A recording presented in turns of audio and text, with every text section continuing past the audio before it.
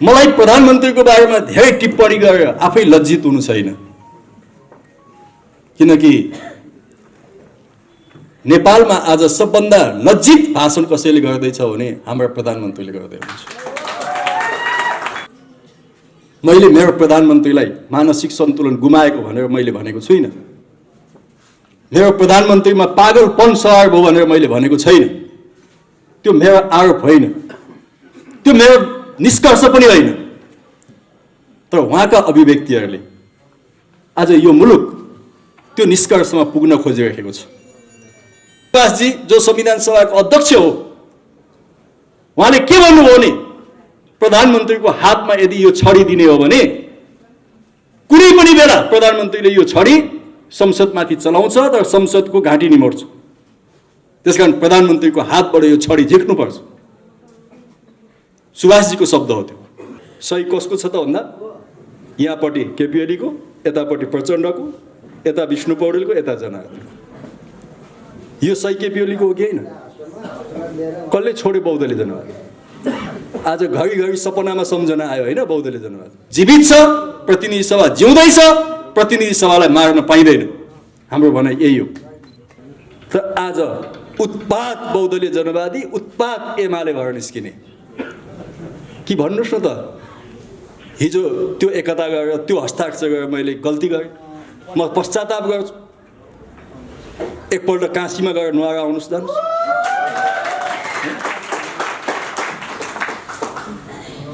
हाम्रो बाहुन परम्परामा ब्राह्मणमा छ नि, काशीमा गएर आएपछि जतिसुकै बदमासी गरे पनि एकपल्टलाई माफी हुन्छ। कि एकपल्ट काशीमा नुहाएर आउनुहोस्। बैठक भनेपछि त्यो चाहिँ धेरैबीज लागेको मान्छे जस्तो, धेरैबीज लागेकोलाई पानीदेखि डराउँछ नि, भाग्छ। त्यस्तै हाम्रो प्रधानमन्त्री बैठक भनेपछि भागा भाग। बैठक छ भनेपछि सूर्य चिन्ह, झन्डा, नेपाल कम्युनिस्ट पार्टी नेकपाको नाम केपी ओली गुटले पाउँदैन। यो हाम्रो यो बडा स्पष्ट छ। 50 वर्षपछि 100 वर्षपछि पनि हाम्रो स्कुलमा विद्यार्थीलाई हाजिरी जवाफमा सोधिनेछ, हुँदा खाँदाको पार्टी कसले फुटायो भन्दा सारा विद्यार्थीले एउटै जवाफ दिन्छन्, केपी ओलीले। हामीले त्यस्तो प्रधानमन्त्री पायौँ, कति भाग्यमानी हामी, जसले जिउँदै नेताहरूलाई श्रद्धाञ्जली वक्तव्य दिन्छ। यो जिल्ला बादलको जिल्ला पनि हो, तर त्यो बादल न गर्जिन्छ न बर्सिन्छ।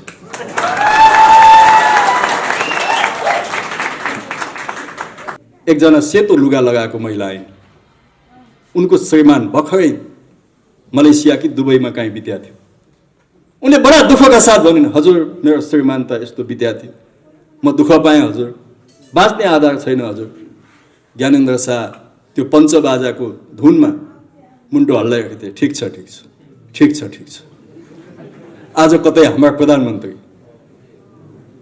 I am with KP Oli, I am with KP Oli भन्ने पञ्चबाजाको धुनमा यस्तै मस्ती मुन्टो हल्लाउँदै हुनुहुन्छ। मुलुक ठिक छ ठिक छ, मुलुक ठिक छ। यति बेला सायद यो देशका कुनै कम्युनिस्ट सदस्यहरूको दिल हाँसेको छैन। हामी दुखी छौँ, हामी चिन्तित छौँ।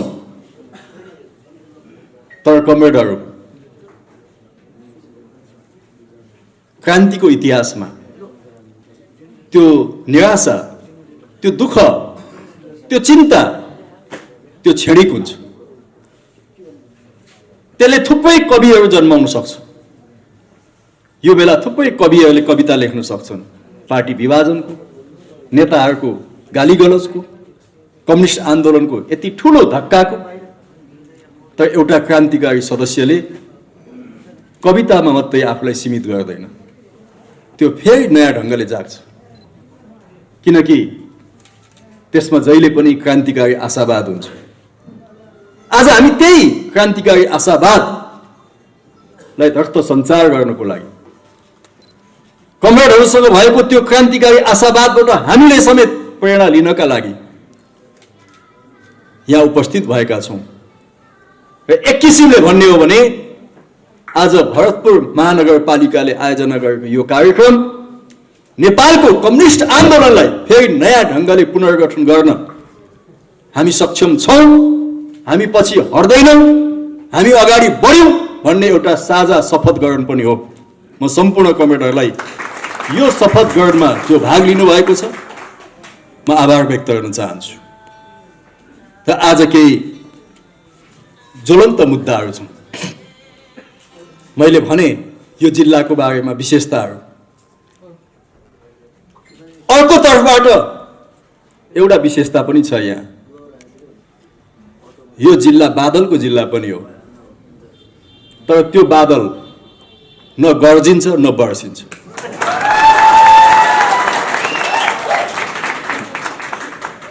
हामीलाई लागेको थियो त्यो बादल गर्जिन्छ, किनभने त्यो विगतमा गर्जेको थियो। हामीलाई लागेको थियो त्यो बादल बर्सिन्छ, किनभने त्यसले विगतमा पर्याप्त वर्षा गरेको थियो।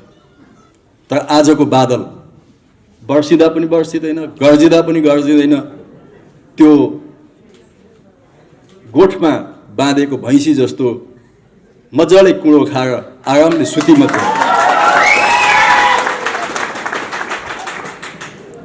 यसभन्दा बढी टिप्पणी नगर। त्यसले छिटै गोठबाट दाम्लो चुडाएर भागोस्, त्यति मात्रै भयो। किनकि त्यो बदुवा मजदुर जस्तो भएर त्यहाँ नबसोस्। उसका बारेमा जे कथा लेखियो, उसका बारेमा जे कविता लेखियो, जे उपन्यास लेखियो, मलाई त लाग्दैन कि त्यो बदुवा मजदुर जस्तो भएर त्यहाँ बस्छ भन्ने लाग्दैन। त्यसकारण त्यो बादल पनि गर्जिनका निम्ति, बर्सिनका निम्ति अर्को पटक आयोजना हुने यस्तै मञ्चमा हामीसँगै यहाँ आओस्, म त्यो पनि कामना गर्न चाहन्छु। आजकल केही गजबका दृश्यहरू म देख्छु कमरेडहरू, हाम्रा प्रधानमन्त्रीको। मलाई प्रधानमन्त्रीको बारेमा धेरै टिप्पणी गरेर आफै लज्जित हुनु छैन, किनकि नेपालमा आज सबभन्दा लज्जित भाषण कसैले गर्दैछ भने हाम्रा प्रधानमन्त्रीले गर्दै हुनुहुन्छ। उहाँका बारेमा थप टिप्पणी गरेर हामी सबै किन लज्जित हुने? उहाँलाई त्यस्तै छोडिदिउँ, उहाँलाई त्यस्तै छोडिदिउँ। अब त्यसकारण मैले एक ठाउँ भनेको थिएँ, आजको यो क्रान्ति र प्रतिक्रान्तिको लडाईँमा हाम्रा प्रधानमन्त्री प्रतिक्रान्तिको खित्तामा उभिनु हो, हामी क्रान्तिको खित्तामा उभियौँ। त यसको जित हाम्रा प्रधानमन्त्रीको पनि जित हो, यो क्रान्तिको जित। किनभने प्रतिक्रान्तिले उहाँको जीवन रक्षा गर्दैन, उहाँको राजनीतिक रक्षा गर्दैन, क्रान्तिले नै उहाँको रक्षा गर्ने हो। त्यसैले आज उहाँ हाम्रो कित्तामा नभए पनि यो कित्ताको लडाइँले केपी ओलीको राजनीतिक जीवनको पनि रक्षा गर्छ।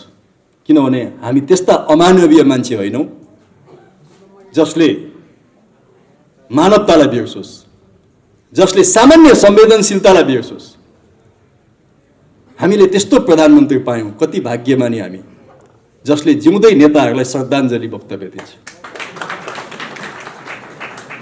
हिजो मात्रै उहाँले श्रद्धाञ्जली दिनुभयो माधव नेपाल र प्रचण्डलाई। यो धरती छक्क पर्यो, हामी सबै छक्क पर्यो। के भन्दै हुनुहुन्छ केपी ओलीले? उहाँ होसमा त हुनुहुन्छ? उहाँ ठेगानमा त हुनुहुन्छ? उहाँ सन्तुलनमा त हुनुहुन्छ? हाम्रो संविधानले लेखेको छ कुनै पनि सार्वजनिक पद धारण गरेको मान्छेको पद त्यति बेला बर्खास्तीमा पर्छ अथवा उसको पद रिक्त हुन्छ जति बेला उसले मानसिक सन्तुलन गुमाउँछ।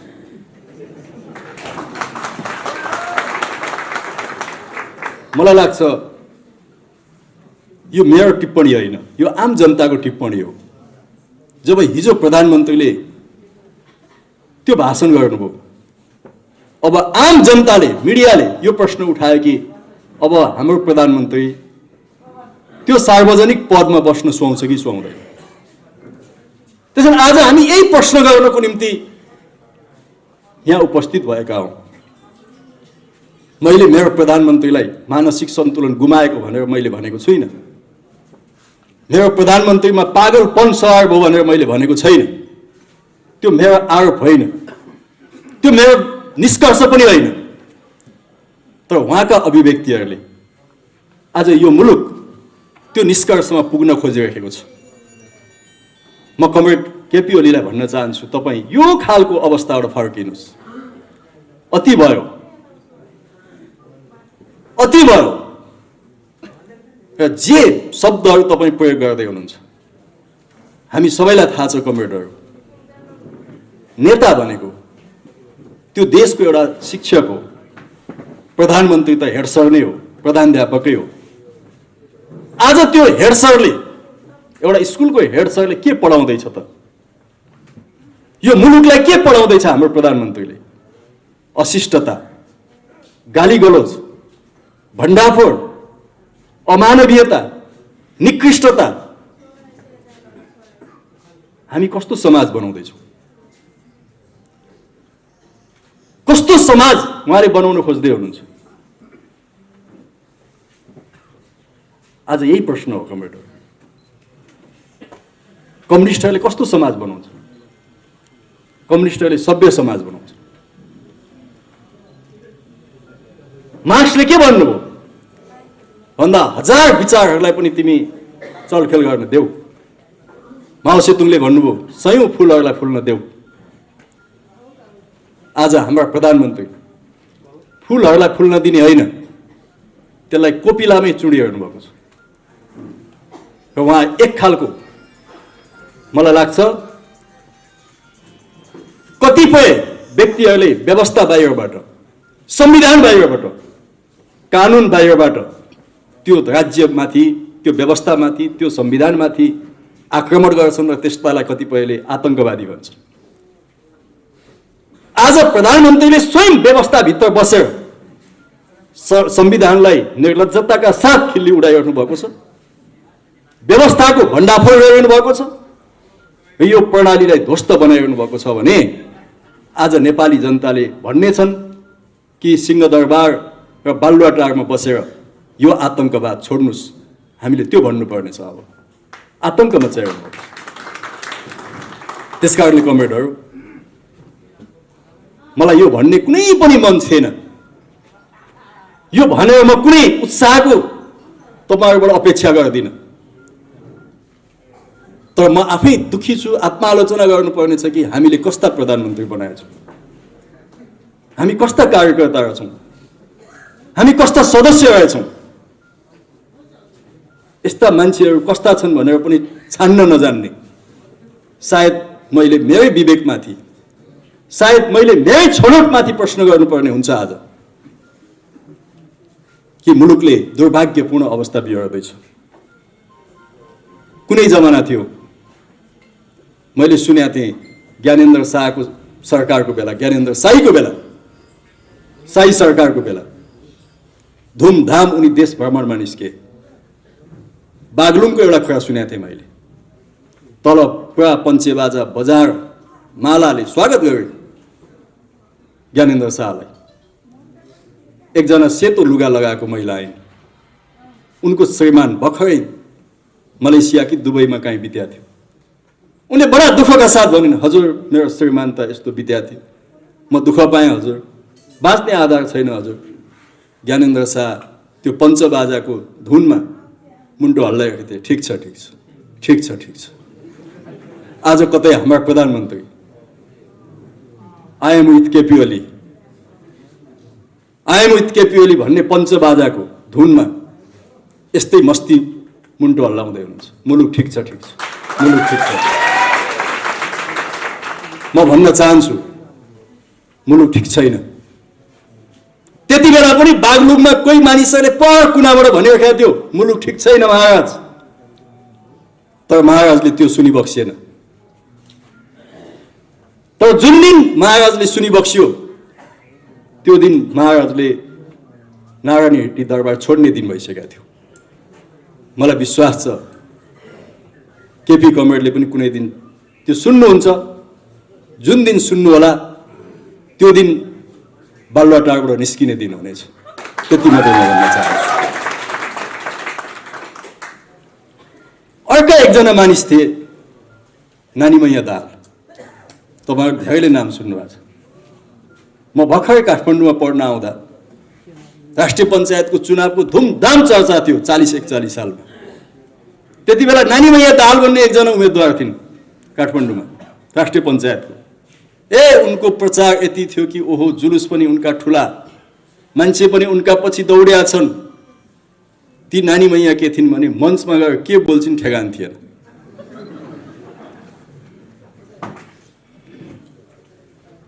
मेरो जिल्लाको एकजना मन्त्री हुनुहुन्थ्यो विष्णुमादेन। हामी भर्खर काठमाडौँ पढ्न आएका विद्यार्थीलाई उहाँले बोलाउनु भयो उहाँको क्वार्टरमा खाना खानको लागि। हामी गयौँ 2-4 जना। भर्खर काठमाडौँ आएको आफ्नो जिल्लाको मन्त्री भेट्न गयौँ। उहाँले भन्नुभयो, केटा हो यो राजा फाल्ने पञ्चायत फाल्ने त्यो नलाग है भन्नुभयो। हामी त लागिसकेका थियौँ, तर पनि अब मन्त्रीको अगाडि के भन्ने। हस् दाजु हस् भन्यौँ, भात खायौँ।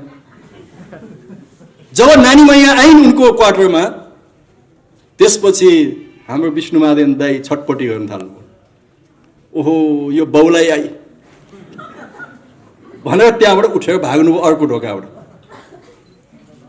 अनि जब नानीमैया त्यहाँबाट हिँडिन् अनि बल्ल विष्णुमादेन दाई फेरि आउनुभयो।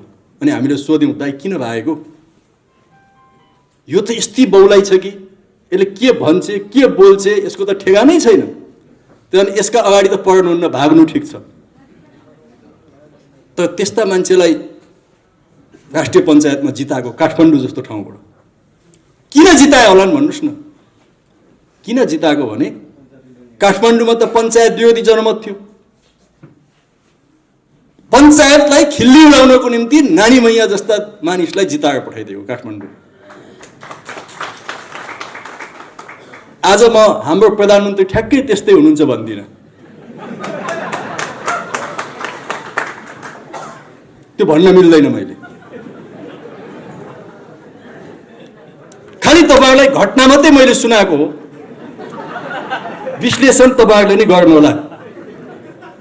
जब जिउँदा नेतालाई श्रद्धाञ्जली दिने भाषण गर्नुहुन्छ भने उहाँ कस्तो व्यक्ति होला त्यो यहाँहरूले नै बुझ्ने कुरा हो। सनकले त्यो संविधान आज तहस नहस हुँदैछ।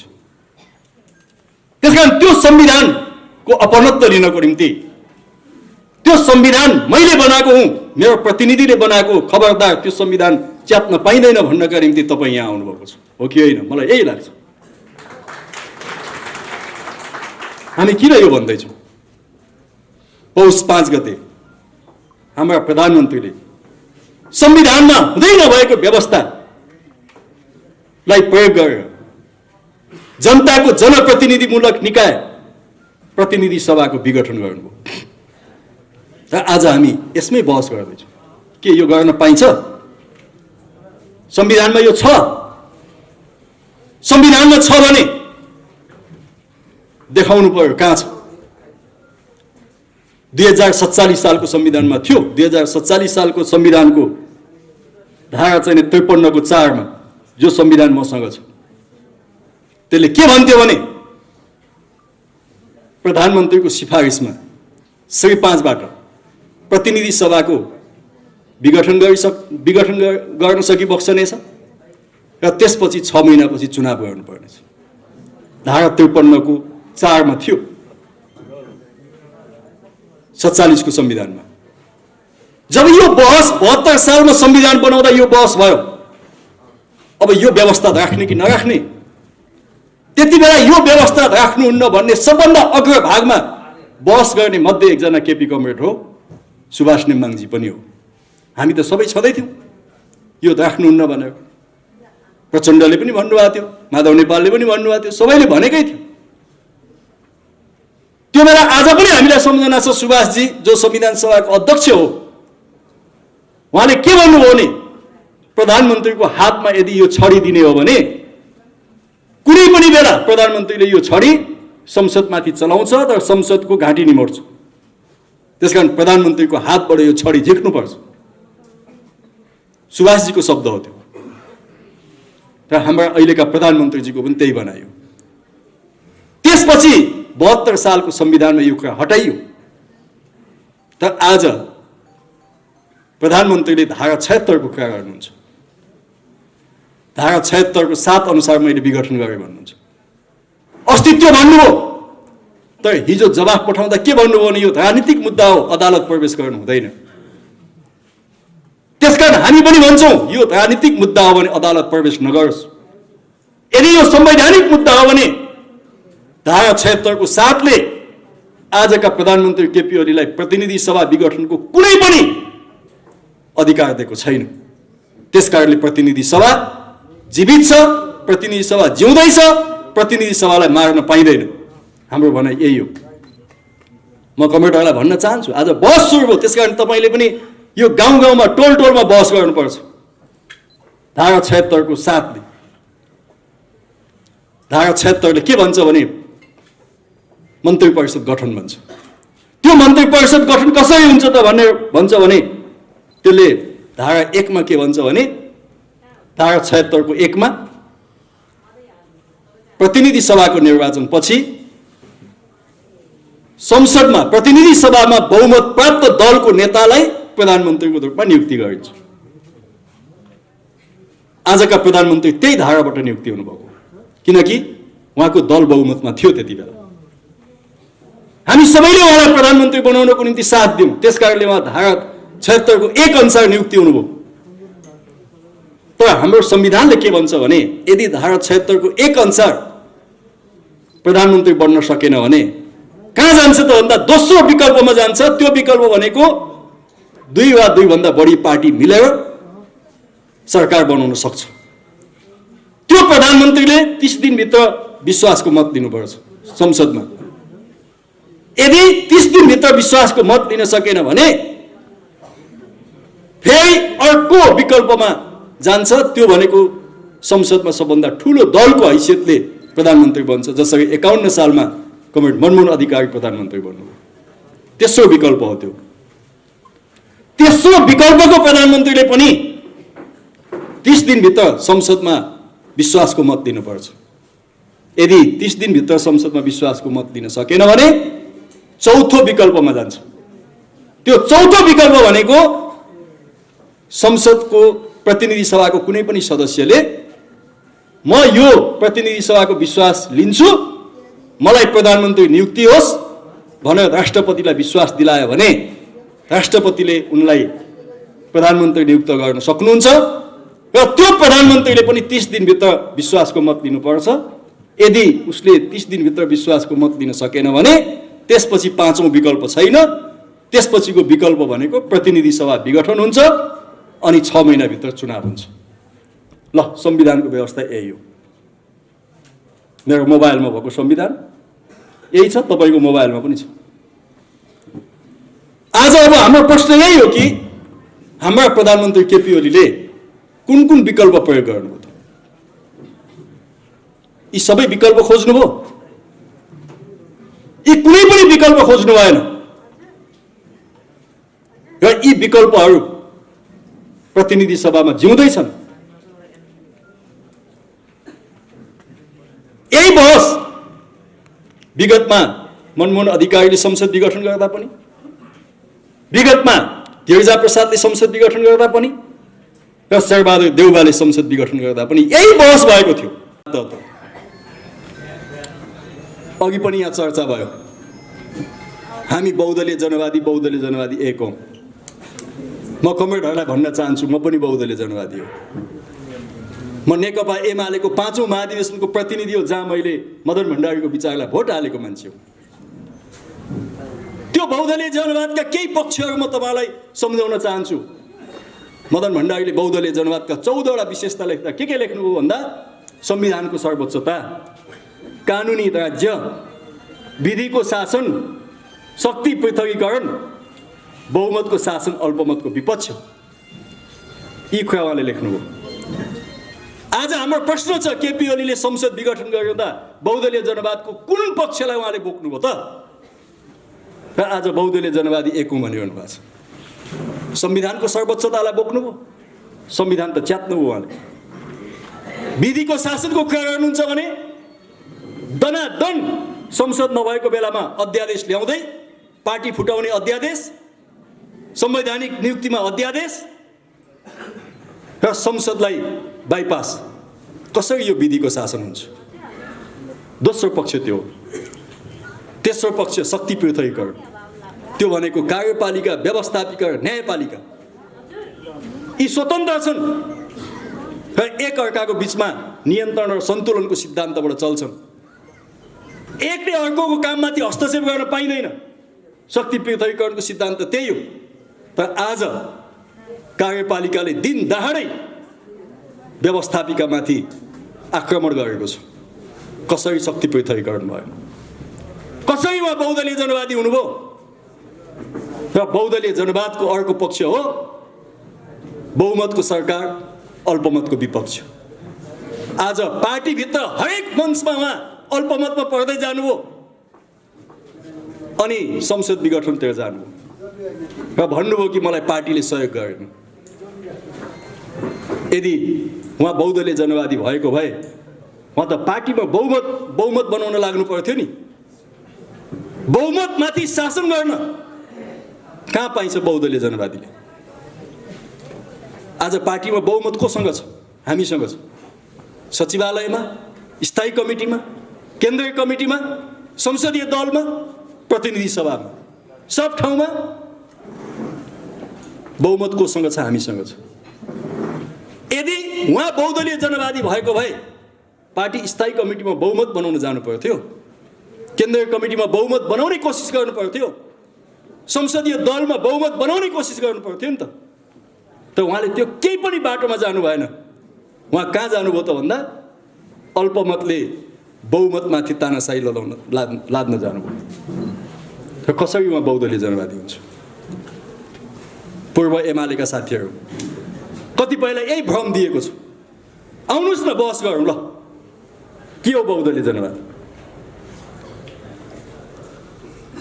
आज बहुदलीय जनवादी भनेर झन्डा बोकेर हिँड्ने साथीहरू सायद हिजो बहुदलीय जनवादको सबभन्दा ठुलो बहस हुँदा जन्मेका पनि थिएनन् होला। आज ती साथीहरू बहस गर्दैछन्। न पढेका छन् न लेखेका छन्। के छन् त भन्दा I am with KP Oli त्यति जानेका छन्। पढ्नु पर्यो नि त, पढ्नु पर्यो। कुन चाहिँ बहुदलीय जनवादको स्कुलमा पढ्नु हो? कुन चाहिँ बहुदलीय जनवादको विश्वविद्यालयको सर्टिफिकेट छ? देखाउनुहोस् त। कहीँ छैन। 10वटा ठाउँमा फेल भएको छ। 10वटा विषयमा ब्याक लागेको छ बहुदलीय जनवादको, अनि बहुदलीय जनवादी भनेको छ। त्यसकारणले म कमेन्टहरूलाई भन्न चाहन्छु, बहुदलीय जनवाद कसले छोड्यो? आज यही बहस हो भने यही बहसमा हामी उत्रियौँ न। म तपाईँलाई पार्टी एकताको बेलाका एउटा दस्तावेज म त यहाँ तपाईँलाई भन्न चाहन्छु।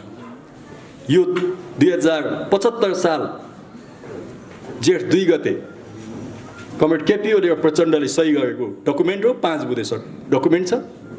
यसको साक्षी बसेका छन् विष्णु पौडेलजी र जनार्दन शर्माजी। यसमा के लेखिएको छ? नम्बर 1 बुँदामा कमरेडहरू यही हेर्नुहोस्। उहाँहरूले के लेख्नुभएको छ भने जनताको बहुदलीय जनवाद, 21औं शताब्दीमा जनवाद र माओवाद सम्बन्धी राजनीतिक मान्यतालाई परिवर्तित नयाँ सन्दर्भमा विकसित र परिमार्जित गरी समाजवाद उन्मुख जनताको जनवादका रूपमा अगाडि बढाउने। आगामी एकता महाधिवेशनमा वैचारिक राजनीतिक विषय एवं नेतृत्व निर्माण र सङ्गठन सम्बन्धी विषयमा अल्पमत बहुमतका आधारमा नभई सहमति र समझदारीको आधारमा टुङ्गो लगाउने। के भनेको यो? बहुदलीय जनवाद र 21औं शताब्दीको जनवादलाई नयाँ सन्दर्भमा समाजवाद उन्मुख जनताको जनवाद भन्ने। सही कसको छ त भन्दा यहाँपट्टि केपी ओलीको, यतापट्टि प्रचण्डको, यता विष्णु पौडेलको, यता जनार्दनको। यो सही केपी ओलीको हो कि होइन? कसले छोड्यो बहुदलीय जनवाद? आज घरिघरि सपनामा सम्झना आयो होइन बहुदलीय जनवाद?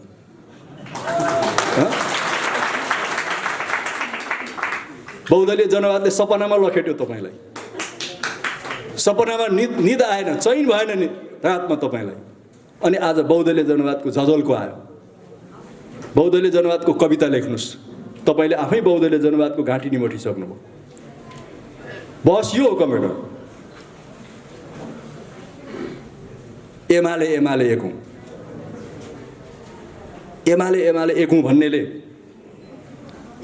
75 साल जेठको 3 गते पार्टी एकता गर्दा दुवै अध्यक्षले हस्ताक्षर गरेर बुझाएको राजनीतिक प्रतिवेदन छ, जसको चाहिँ पेज 11 मा भनिएको छ, अबको हाम्रो कार्यक्रम समाजवाद उन्मुख, जनताको जनवाद। त्यो कुरा मैले अघि भनिहालेँ। विधानको प्रस्तावनामा भनिएको छ, जुन अध्यक्ष केपी ओली र प्रचण्डले सही गरेर बुझाउनु भएको छ, त्यो विधानको प्रस्तावनामा के भन्नुहुन्छ भने आजका मितिबाट हामी नेपाल कम्युनिस्ट पार्टी, एकीकृत मार्क्सवादी लेनिनवादी अथवा एमाले र नेपाल कम्युनिस्ट पार्टी एकीकृत माओवादी केन्द्रलाई विधिवत रूपमा विघटन गर्दै नेपाल कम्युनिस्ट पार्टी नेकपा बनाउन सहमत भएका छौँ। विधानमा लेखेर प्रस्तावनामा त्यो छ। अनि नेकपा विघटन कसले गर्यो? आफै गर्नु भएन, एमाले विघटन। एमाले विघटनको हस्ताक्षरमा आफै सही गर्ने, बहुदलीय जनवाद छोडेको हस्ताक्षरमा आफै सही गर्ने। र आज उत्पात बहुदलीय जनवादी, उत्पात एमाले भएर निस्किने कि भन्नुहोस् न त। हिजो त्यो एकता गरेर त्यो हस्ताक्षर गरेर मैले गल्ती गरेँ, म पश्चाताप गर्छु। एकपल्ट काशीमा गएर नुहाएर आउनुहोस्, जानुहोस्।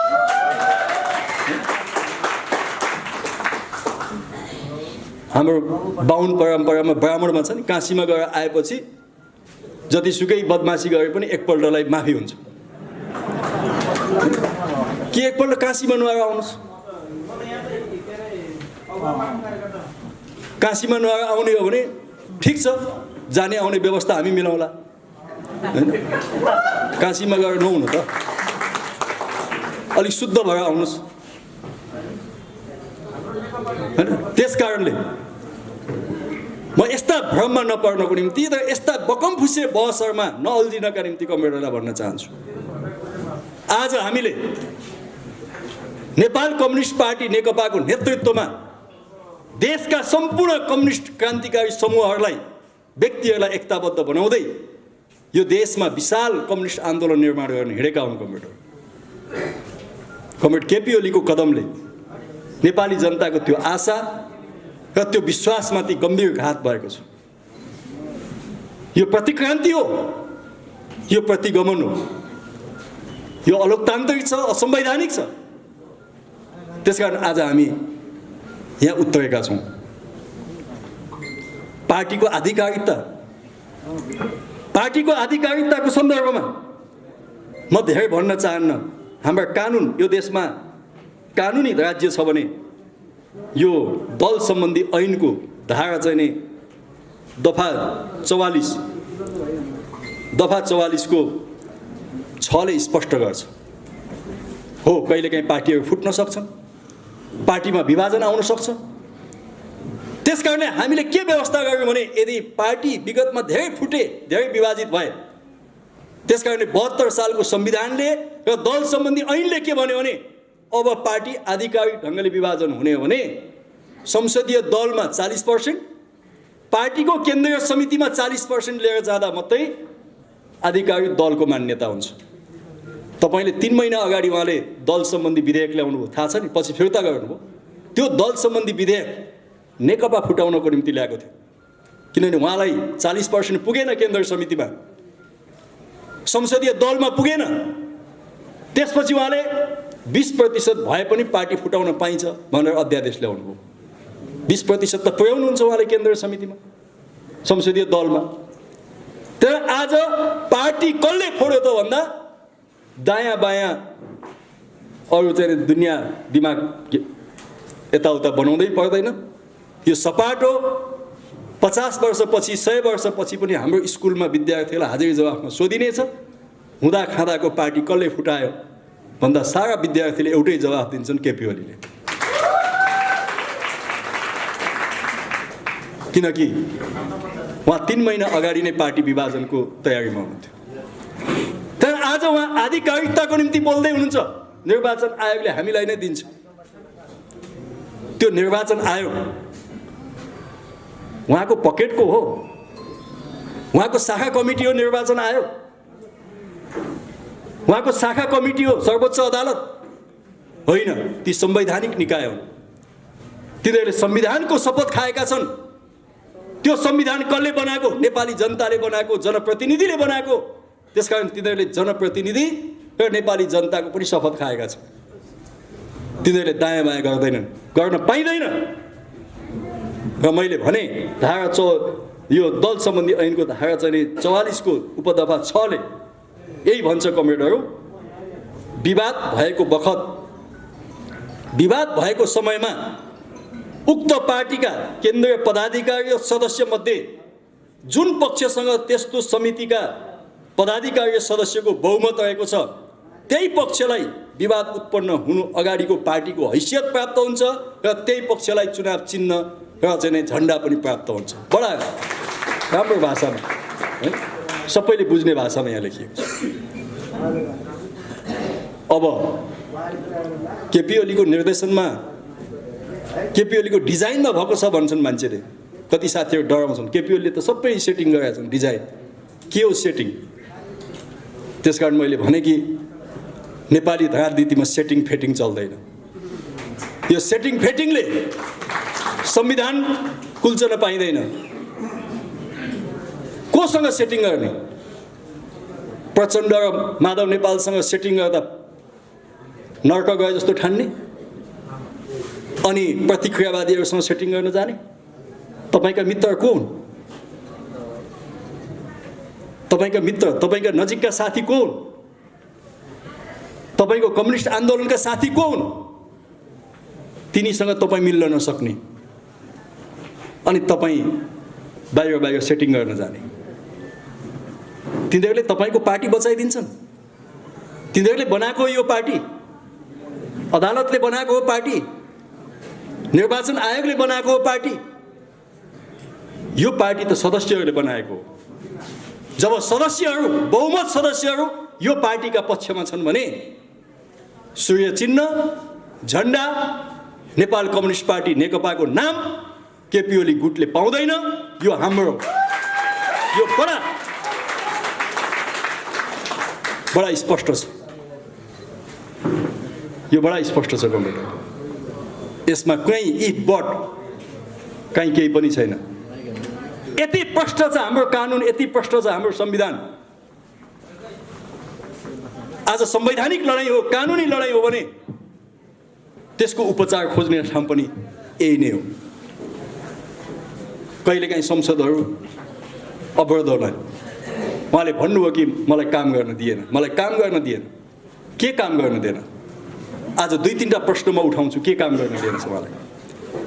उहाँ प्रधानमन्त्री हुनुभयो 2074 सालको फागुन 3 गते। 74 साल, 75 साल, 76 साल, 3टै साल संसदमा नीति कार्यक्रम र बजेट प्रस्तुत भयो। कसको त भन्दा नेपाल कम्युनिस्ट पार्टीको, सरकारको, केपी ओली सरकारको। त्यो 3टै बजेट र नीति कार्यक्रम संसदमा छलफल हुँदा जब भोटिङ भयो, हाम्रो पार्टीका सम्पूर्ण सदस्यहरूको उपस्थितिमा नीति कार्यक्रम र बजेटको पक्षमा मतदान भएको छ। उहाँलाई कहाँ असहयोग भयो? के हो असहयोग भयो? हो, गिरिजा प्रसादलाई 2051 सालमा जब उनले नीति कार्यक्रम संसदमा प्रस्तुत भए, नीति कार्यक्रममा भोटिङ हुँदा नेपाली काङ्ग्रेसका 36 जना सदस्यहरू अनुपस्थित भए र संसदमा नीति कार्यक्रम फेल भयो। तब गिरिजा प्रसादले संसदीय दलको बैठक बोलाए। म संसद विघटन गर्छु भनेर विघटन गरे। आज केपी ओलीको लागि यो भयो त? उहाँको नीति कार्यक्रम फेल भयो, उहाँको बजेट फेल भयो। उहाँले संसदीय दलमा गएर सोध्नुभयो, उहाँले पार्टी स्थायी कमिटीमा सोध्नुभयो, उहाँले पार्टी केन्द्रीय कमिटीमा सोध्नुभयो, कहीँ पनि सोध्नु भएन। र उहाँको नीति कार्यक्रम फेल भएन होला। असन्तुष्टि थियो हाम्रो नेताहरूको, सांसदहरू, तर पनि पार्टीले ल्याएको प्रधानमन्त्री हाम्रो पार्टीको छ, ठिक छ, समर्थन गर्नु, समर्थन गरिएको छ। अब अर्को दुईटा घटना म यहाँहरूलाई भन्छु असहयोग गर्नु। जब प्रतिनिधि सभाको निर्वाचन भयो त्यसपछि लगत्तै तत्कालीन नेकपा एमालेको संसदीय दलको बैठक आयोजना भयो। त्यो बैठकमा संसदीय दलको नेता छान्ने र त्यो नेता नै प्रधानमन्त्री हुने। त्यो छलफल हुँदा बैठकको सुरुमै कमरेड माधव नेपालले आफ्नो आसनबाट उठेर संसदीय दलका सदस्यहरूलाई, मान्य सदस्यहरूलाई सम्बोधन गर्दै भन्नुभयो, आज नेकपाको अध्यक्ष, एमालेको अध्यक्ष केपी ओली हो। उहाँको नेतृत्वमा हामी चुनाव लड्यौँ, त्यसकारणले यो संसदीय दलको नेता केपी ओली नै हुनुपर्छ र आगामी प्रधानमन्त्री पनि उहाँ नै हुनुपर्छ। अनि के यो असहयोग हो? तपाईँ संसदीय दलको नेता हुनुहोस्, प्रधानमन्त्री हुनुहोस् भनेको सहयोग हो कि असहयोग? अनि अघि मैले जुन कागज देखाएँ 2074 साल 75 साल जेठ 3 गतेको 2 गते उहाँ र प्रचण्डको बिचमा 5 बुँदे सहमति हो। त्यो 5 बुँदे सहमतिको चौथो बुँदामा, 1 नम्बर बुँदामा समाजवाद उन्मुख जनताको जनवाद हुनेछ भन्ने लेखियो। लेख्दै लेख्दै चौथो नम्बर बुँदामा आएर के लेखियो त भन्दा, अब हामी यो पढेरै म सुनाउँछु तपाईँहरूलाई।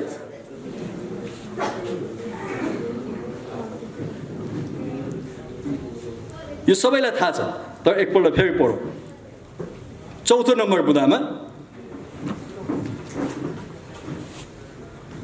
समानता र समान अवधिको आधारमा अनुरूप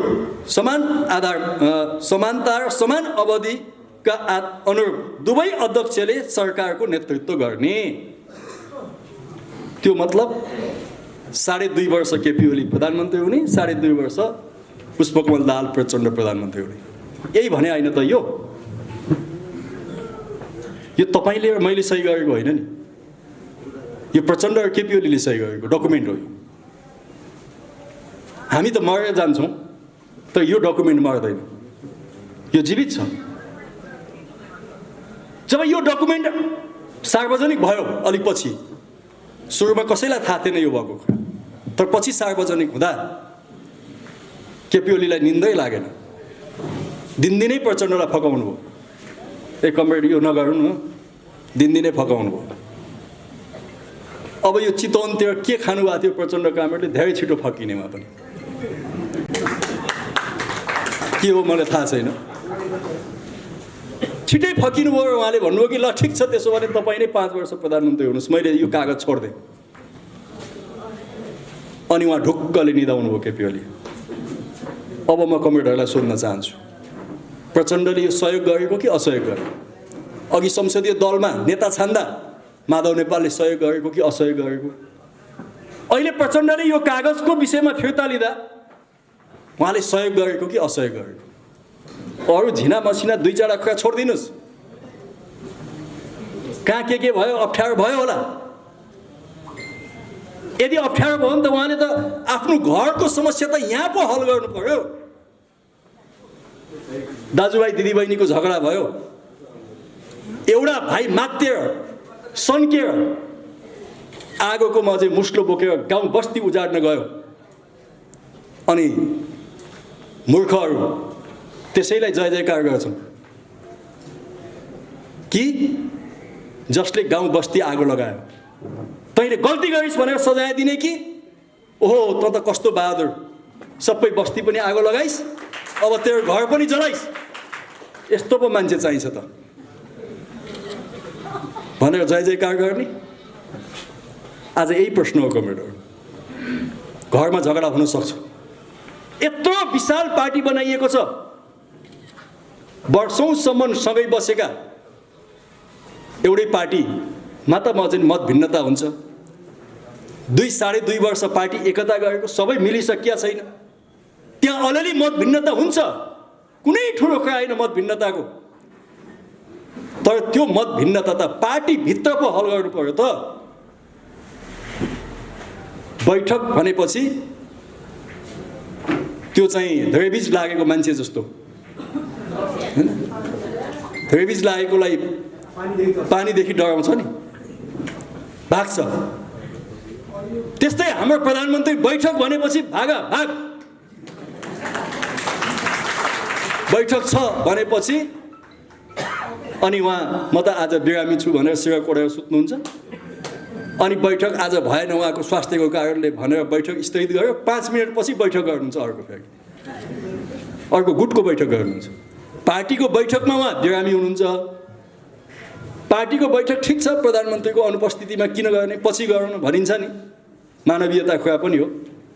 अनि बालुवाटारबाट हिँड्छौँ हामी सबै, 5 मिनटपछि उहाँको गुटको बैठक चल्छ, त्यहाँ एकदम सक्रिय फेरि एकाएक ओहो, 5 मिनट अगाडि बिरामी, 5 मिनट पछाडि त्यस्तो हुन्छ। बैठक भनेपछि भागाभाग।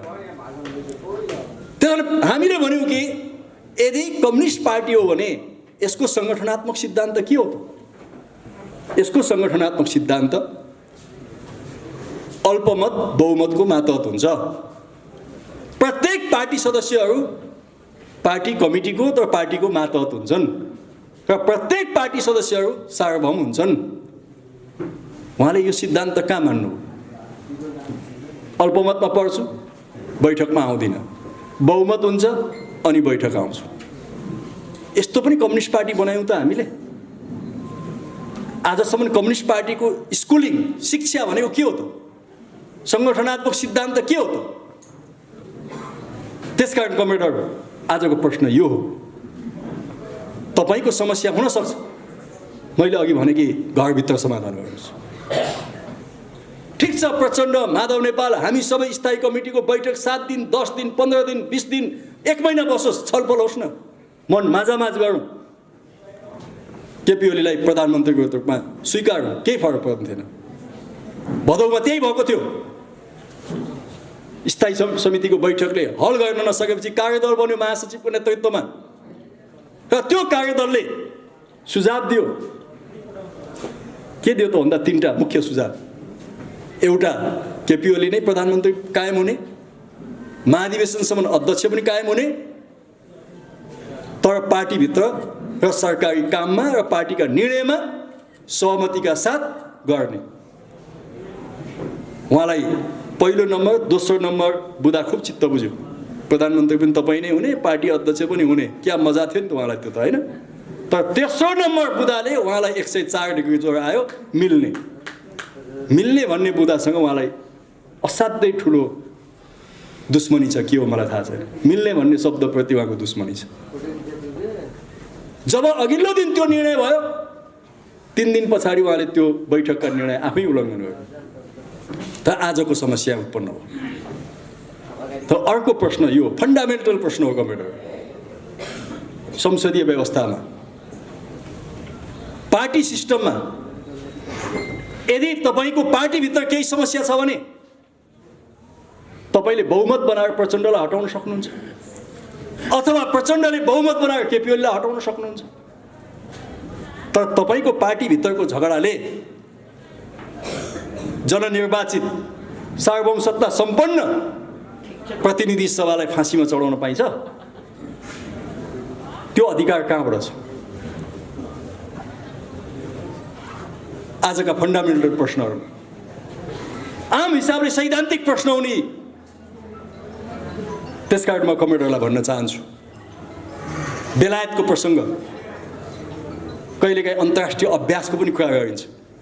500 वर्ष अगाडि बेलायतमा संसदीय प्रजातन्त्रको सुरुवात भएको। त्यो संसदीय प्रजातन्त्रले के भन्दै आयो भन्दा, सन् 2011 मा आउँदा तत्कालीन प्रधानमन्त्री डेभिड क्यामेरुनले एउटा कानुन ल्याए, फिक्स्ड टर्म पार्लियामेन्टको एक्ट ल्यायो। उनले पार्लियामेन्ट विघटन गर्न नपाउने एक्ट ल्याए, किनकि त्योभन्दा पहिले बेलायतमा पटक पटक संसदको विघटन हुँदै गयो, जसले गर्दा अस्थिरता मच्यो। र फिक्स्ड टर्म पार्लियामेन्टको एक्ट ल्याए, अब संसद विघटन गर्न पाइँदैन।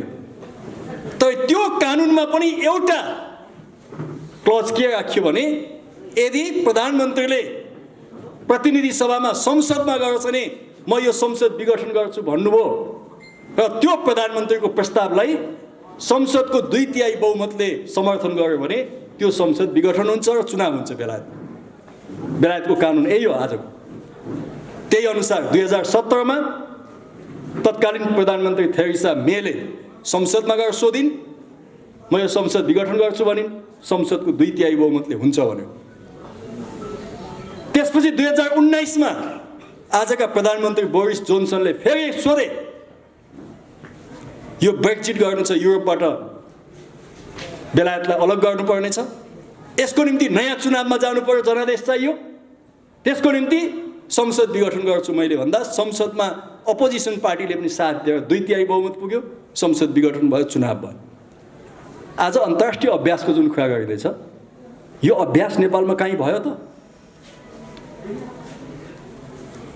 संसदमा मलाई काम गर्न दिएन, पार्टीमा काम गर्न दिएन भने तपाईँ संसदमै गएर सोध्नुहोस् न। तपाईँको थलो त त्यहीँ हो नि, घुमिफिरी त्यहीँ गएर तपाईँले सोधेर मलाई यो संसदले काम गर्न दिएन, म विघटन गर्न चाहन्छु भनेर चाहिँ 2/3 अथवा बहुमत सांसदले तपाईँलाई साथ दिएको भए पनि अलिकति लजिकल हुन्थ्यो। तपाईँले त्यो अप्सन पनि प्रयोग गर्नु भएन। तर हठात बहुलट्ठीपूर्ण ढङ्गले संसदको विघटन गरेर मुलुकलाई अन्धकारतिर धकेल्नु भएको छ। म कमरेडहरूलाई भन्न चाहन्छु, यो वैशाख 17 र 27 गतेको चुनाव यो देखावटी हो।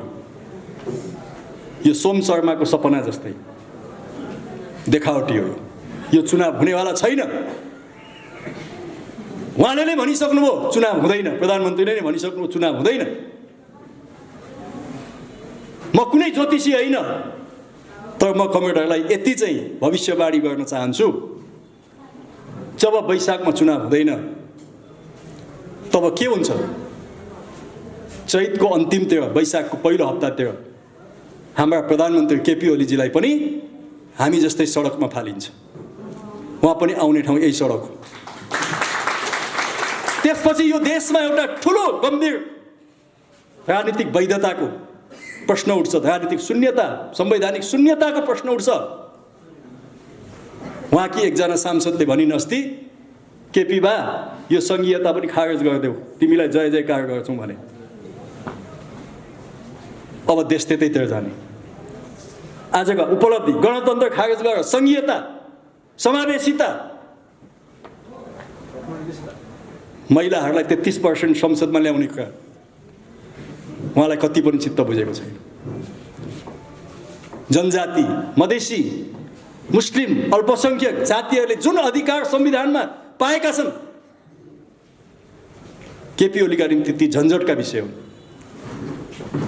र अरू कतिपयका निम्ति पनि यी झन्झटका विषय हुन्।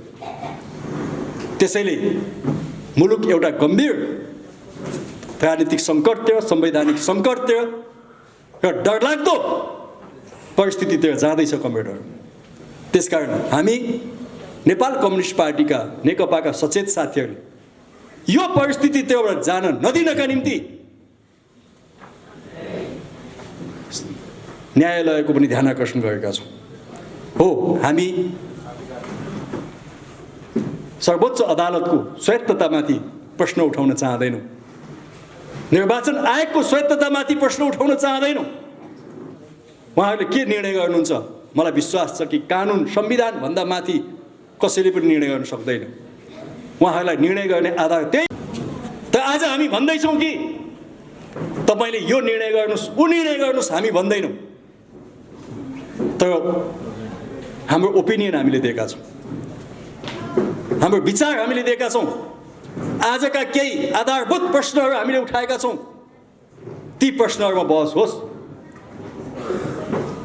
यो संविधानको व्याख्याता, यो संविधानको रक्षा गर्ने दायित्व न्यायालयको पनि हो। त्यसकारण त्यो न्यायालयले हामीलाई लाग्छ कि विवेक पुर्याउँछ, एउटा त्यो बाटोबाट हामी जानुपर्नेछ। दोस्रो बाटो आन्दोलनको बाटो हो। आन्दोलनको बाटो हो। हामीलाई लागेको थियो अब हामीले क्रान्ति गऱ्यौँ।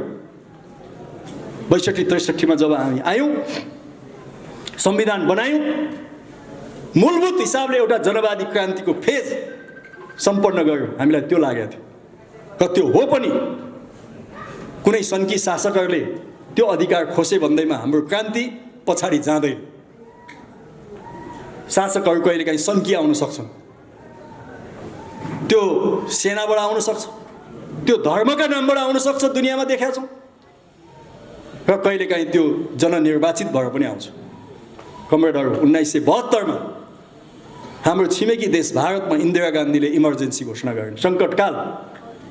सिक्किम पनि खाइन् र देशभित्र कुनै प्रतिपक्षलाई राम्रोसितले बोल्न दिएन, सारा प्रतिपक्षलाई जेलमा पठाइन्, आफ्नै पार्टीभित्रका विरोधीहरूलाई तस नस बनाइन्। तर त्यस पछाडिको चुनावमा के भयो? उनको पार्टी सर्वनाक पराजित भयो। आज केपी ओलीको शैली 1972 मा इन्दिरा गान्धीको शैली हो। सारा प्रतिपक्षलाई तस नस, सारा आफ्नो पार्टीभित्रका असहमत पक्षहरूलाई तस नस, संविधानमाथि आक्रमण, प्रतिनिधि सभामाथि आक्रमण, सारा संवैधानिक निकायलाई हप्की दप्की गरेर चाहिँ आफ्नो कब्जामा लिने कोसिस, अनि चुनावको नाटक। त्यही इन्दिरा गान्धीको हालत हुन्छ। 1972 मा जे भएको थियो त्यही हालत हुन्छ। त्यसपछि काङ्ग्रेस आई, फेरि इन्डियामा उठ्नलाई कति वर्ष लाग्यो? आज पनि सम्झिन्छन् त्यहाँका राजनीतिज्ञहरूले इन्दिरा गान्धीको म चाहिँ अत्याचार, त्यो कुनै सैनिकता नसाको रूपमा आएको थिएन। त्यो जननिर्वाचित प्रधानमन्त्रीको हैसियतले इन्दिरा गान्धीले त्यो ठाउँमा पुगेका थिए। आज विश्व महामारीमा छ कोरोनाको, कोही पनि मास्क नलगाऊ, अमेरिकनले मास्क लगाउँदैन भनेर चाहिँ डुक्रिँदै हिँड्ने डोनाल्ड ट्रम्प आज त्यही कोरोना भाइरसको कारणले चुनावी मुद्दा प्रमुख त्यो बन्यो र आज उनी व्हाइट हाउस छोडेर रुँदै रुँदै निस्किँदैछ।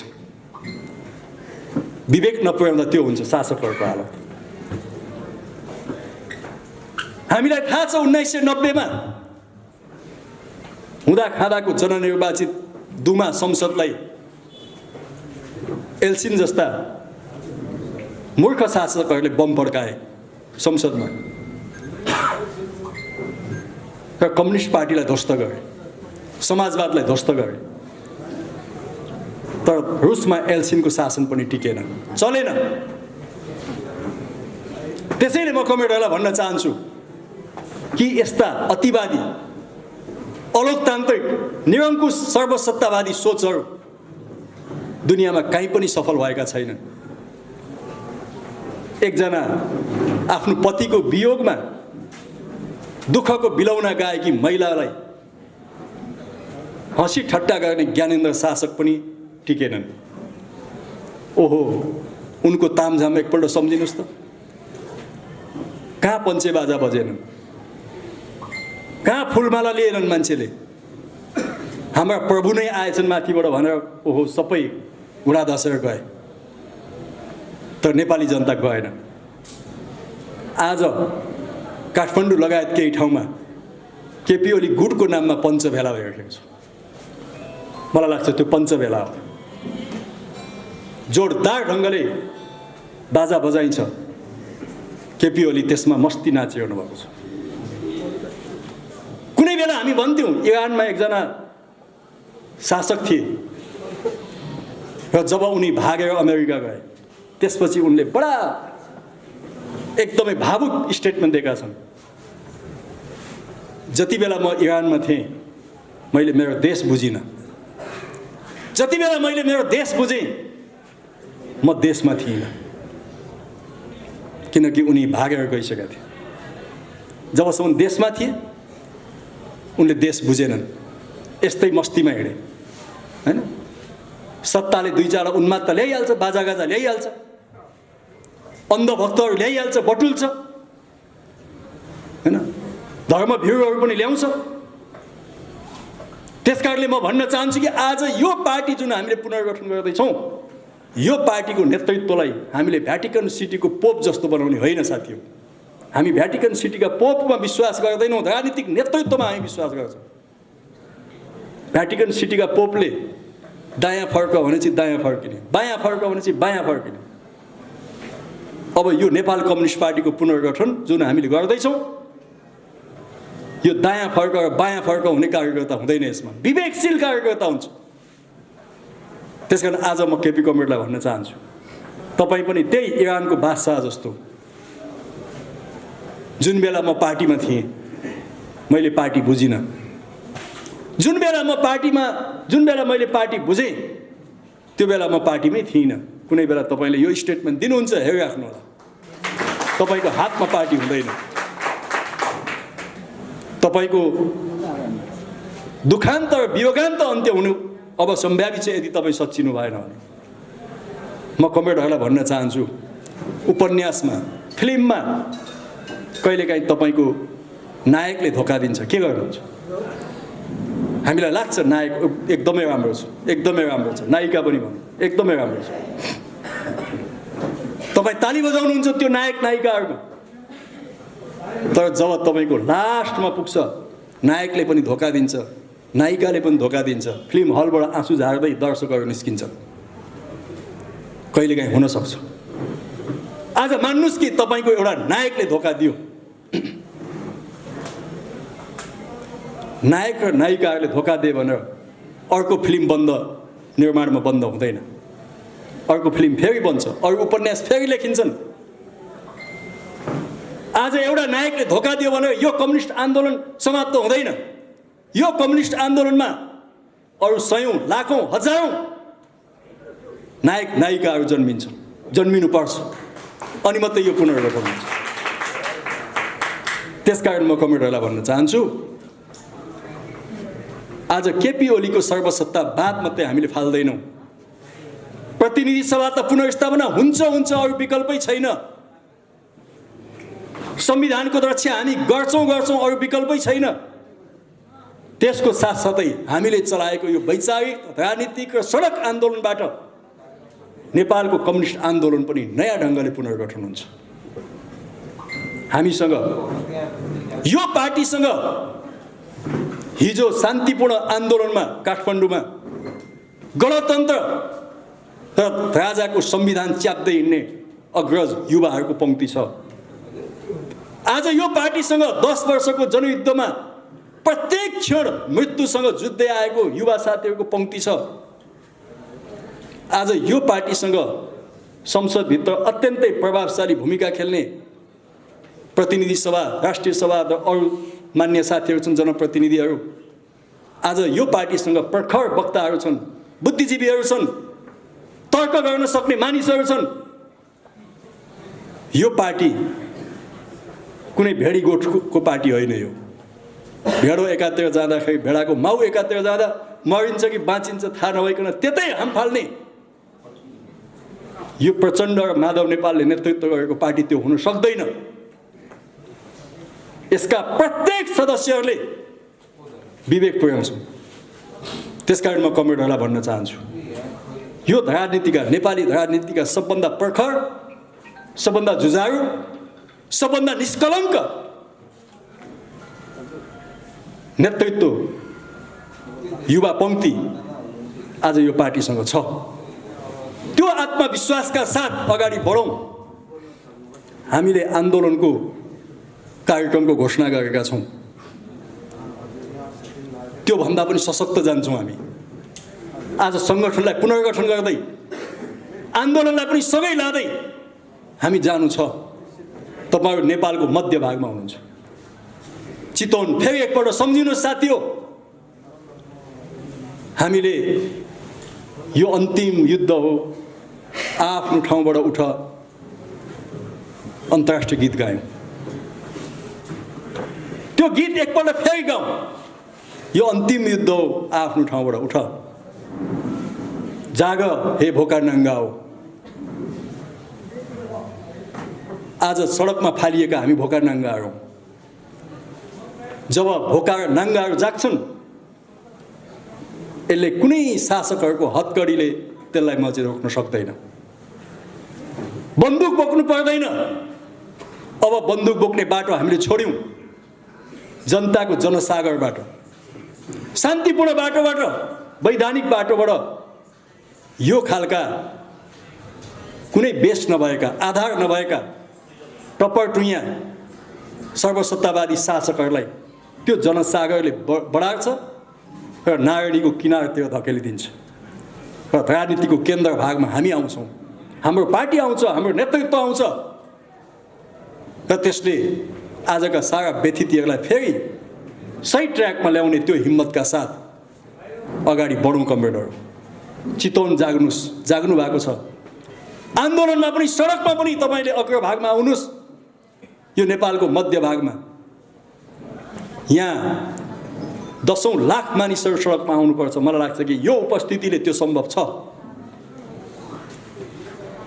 संविधानको कु गर्नेहरू, प्रतिनिधि सभाका हत्या गर्नेहरू, जननिर्वाचित निकायलाई फाँसी दिनेहरू, पार्टी विघटनकारीहरू, गुटबाजहरू, धोकेबाजहरू कि त हाम्रो आन्दोलनमा क्षमा याचना गर्दै समाहित हुनेछन् कि त यो आन्दोलनले त्यसलाई बढार्नेछ। त्यसकारणले अन्त्यमा म भन्न चाहन्छु, आज पनि पार्टी एकता फेरि फर्काउनु पर्नेछ। त्यसकारण यो मञ्चबाट प्रधानमन्त्रीजीलाई म भन्न चाहन्छु, तपाईको दिमागमा कुनै एउटा कुनामा पनि तपाईमा विवेक छ, तपाईमा मूल्य छ, तपाईलाई कम्युनिस्ट आन्दोलनप्रति माया छ, आफूलाई चुनेका जनताप्रति तपाईको संवेदनशीलता छ भने तपाई एकपल्ट प्रायश्चित गर्नुस्, तपाई एकपल्ट पश्चाताप गर्नुस्, फर्किनुस्। तपाईको निम्ति सबभन्दा ठुलो कल्याण त्यही हो, सबभन्दा ठुलो कल्याण त्यही हो। हेर्नुस्, मान्छे जन्मिँदा सबै खुसी हुन्छन्, मान्छे मर्दा रुन्छन्। त्यसकारणले मनमोहन अधिकारीले भन्नुभएको थियो, मलाई एउटा प्रधानमन्त्री भन्दा मलाई असल मान्छे भनेर चिनियोस्। त्यसकारणले उहाँको मृत्यु संस्कारमा लाखौं मान्छे सडकमा आए। मदन भण्डारीको मृत्यु संस्कारमा लाखौं लाख मान्छेहरू स्वतःस्फूर्त सडकमा आए, किनकि उहाँहरू एउटा राजनेता हुनुहुन्थ्यो, स्टेटम्यानसिप थियो। मैले भन्ने गर्छु नेल्सन मण्डेला, उनले चाहे जति राष्ट्रपति हुन सक्थे, संविधान संशोधन गर्न सक्थे, त्यति जनमत थियो, त्यति समर्थन थियो, त्यति लोकप्रियता थियो, तर उहाँले त्यो बाटो रोज्नु भएन। उहाँले अवकाश लिनु, अवकाश लिँदा उहाँको मृत्युमा अमेरिकी राष्ट्रपतिदेखि सारा दुनियाँका राष्ट्र प्रमुख र सरकार प्रमुखहरूले श्रद्धाञ्जली दिन गए। आज हामीले कुन बाटो रोज्ने? मैले केपी ओलीलाई यो बाटो रोज्नुस्, ऊ बाटो रोज्नुस् भन्दिनँ, किनकि यी घटनामा उहाँ कता जाने हो? उहाँले पक्कै पनि संयम र विवेकता अपनाउनु हुनेछ। उटपट्याङ गफ गरेर अनि दुनियाँलाई हँसाएर एउटा प्रधानमन्त्रीको जिम्मेवारी पुरा हुँदैन। मुलुकप्रतिको संवेदनशीलता उहाँले बुझ्नुस्। म पार्टीको तर्फबाट उहाँलाई आज पनि त्यही अनुरोध गर्न चाहन्छु र सबै कमरेडहरूलाई आजको यस भव्य उपस्थिति र भव्य कार्यक्रमको लागि म धन्यवाद भन्न चाहन्छु र पार्टीको भरतपुर नगर महानगरपालिका, चितवन जिल्ला र यो आयोजनाका लागि क्रियाशील सम्पूर्ण कमरेडहरूलाई पार्टी केन्द्रको तर्फबाट हार्दिक सलाम व्यक्त गर्दै बिदा हुन चाहन्छु। धन्यवाद। लाल सलाम।